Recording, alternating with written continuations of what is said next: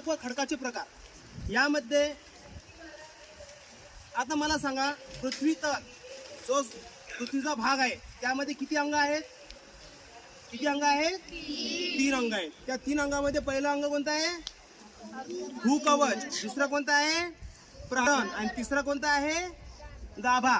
तर या भूकवचावर विविध प्रकारची नद्या, दऱ्या, डोंगर, पर्वत, शिखरे, जंगल, वने किंवा ज्या जागी आपण राहतो, खेळतो, बसतो, उडतो त्या संपूर्ण जागा या भूकवचावर येतात.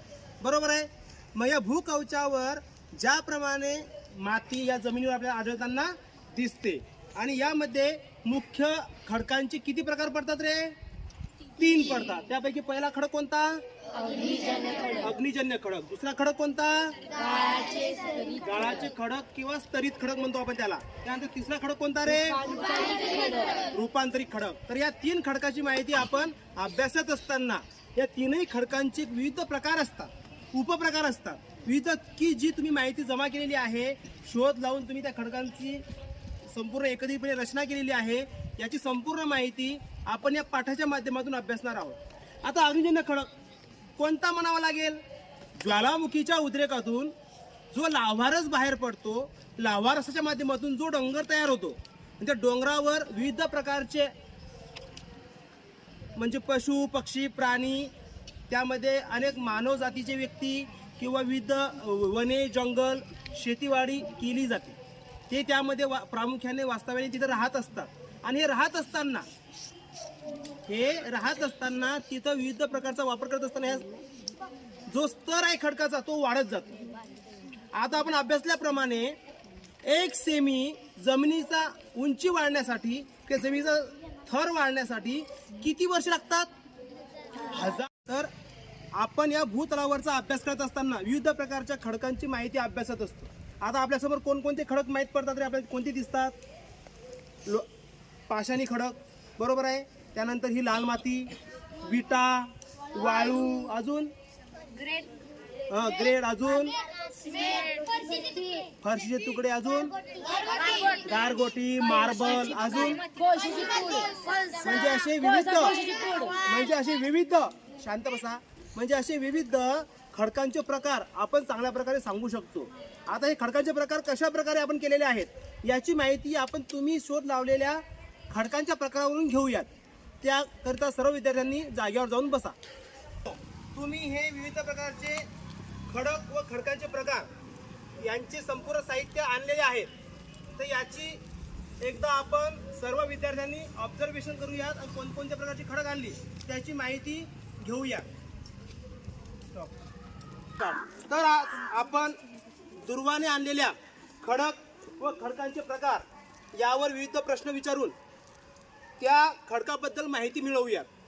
तर दुर्वा, तू ह्या तुरटीचा शोध कुठे लावला? घरामध्ये होती. हे काय आहे?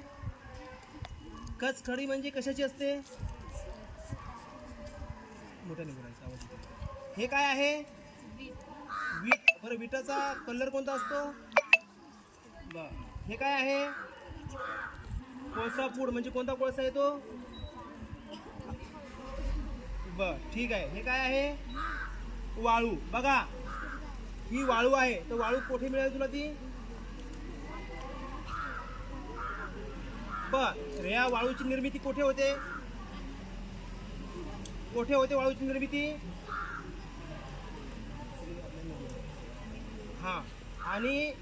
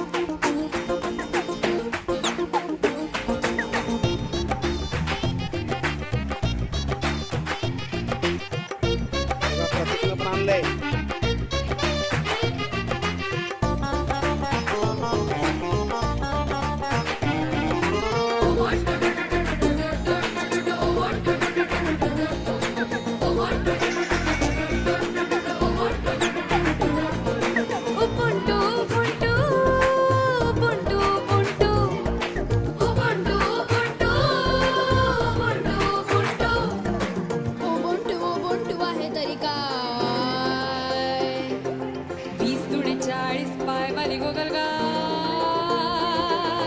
उबुंटू आहे तरी कुठे, एका फुल पाखराला विसा पंख जिथे.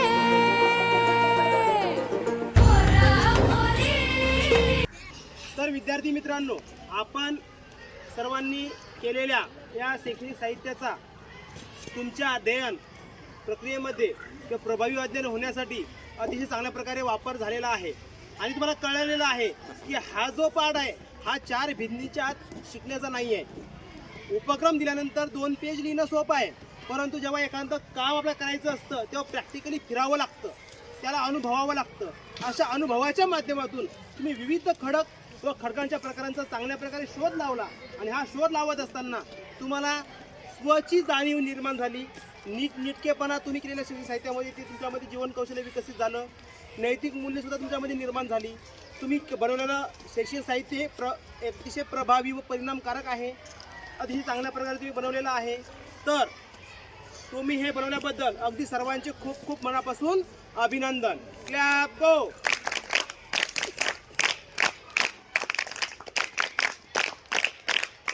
तर अशा प्रकारे आज आपण खडक व खडकाचे प्रकार हा पाठ अतिशय ज्ञान रचनावाद पद्धतीने अभ्यासला आहे. धन्यवाद.